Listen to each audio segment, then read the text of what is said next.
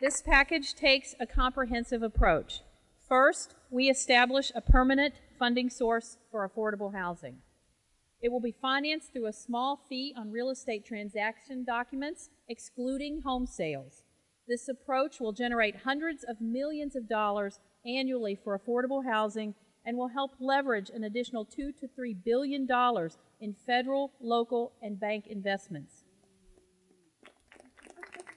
Second, we want to increase the state's low-income housing tax credit by $300 million. This tax credit is the foundation of nearly every affordable development built in our state, including the one we are at today.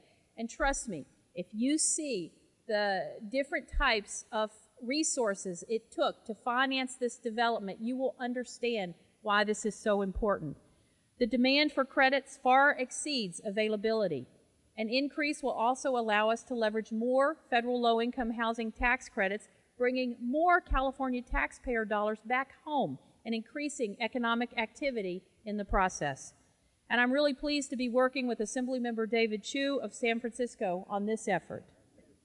Third, the Assembly package will address a framework for how California will spend any funds received from the National Housing Trust Fund.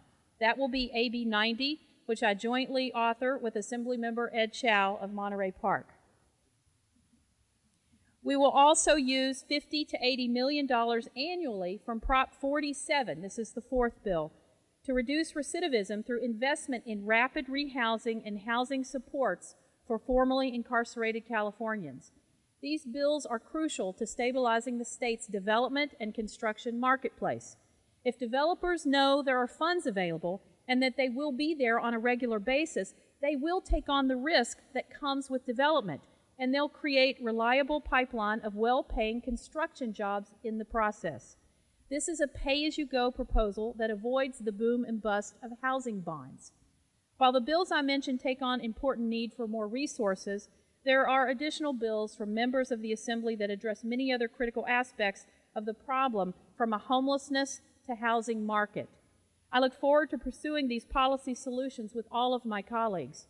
We've made some great strides in California. We passed Proposition 41 that helps veterans and their families. We established funding for affordable housing tied to green development through cap-and-trade auction revenue. We made repairs to the safety net that was tattered by the Great Recession. And in 2014-15 budget, we provided the first new funding for housing in 14 years. But there is so much more to do, and those of us working on affordable housing know outcomes in other sectors improve when housing instability is addressed. Increasing affordable housing is good for the economy. Let me read you a quote. "A lack of housing options within reach of the workforce is a major factor impeding California's businesses from attracting and retaining workers." That's from a letter signed last year by the Bay Area Council, the LA Area Chamber of Commerce, the LA Business Council, the Orange County Business Council, and the Silicon Valley Leadership Group. Increasing affordable housing is good for the economy and it's good for the budget.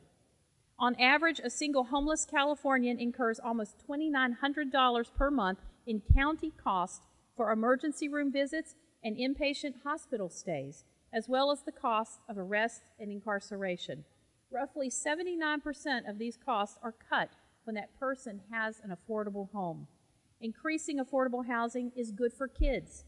Numerous studies have shown that children in crowded homes have poorer health, worse scores on math and reading tests, and higher rates of depression and behavioral problems. Increasing affordable housing will help with that problem. Increasing affordable housing is good for jobs. An estimated 29,000 jobs will be created annually for every $500 million spent on affordable housing. Affordable housing makes sense across the board as a way to boost the economy, as a way to shore up our infrastructure, as a source of middle-class jobs, and as a way to help lift Californians out of poverty. The bottom line is every Californian deserves a stable, safe, and decent place to live. That's what affordable housing helps provide, and that's what the bold solutions contained in this legislation will help bring about.